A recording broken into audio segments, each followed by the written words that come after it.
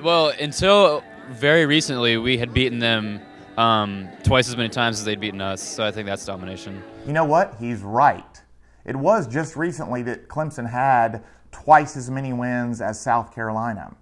In fact, it was 1946 when the overall record was 28 for Clemson and 14 for South Carolina, which was only 66 years ago. So I'm assuming by recently he was referring relative to the actual age of the cosmos, because in millions of years, 66 years ago seems like 2 weeks. Okay, until very recently. Do you know when that was?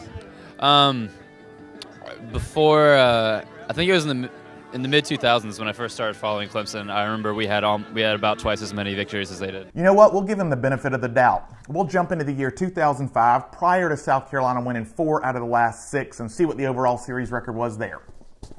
It's Clemson 63, South Carolina 36, and there's your problem.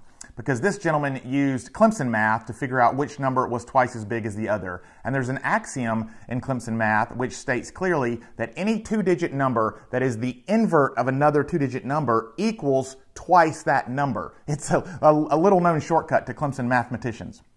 So 63 being the invert of 36 means it's twice as big. You can similarly conclude that 91 is twice as big as 19.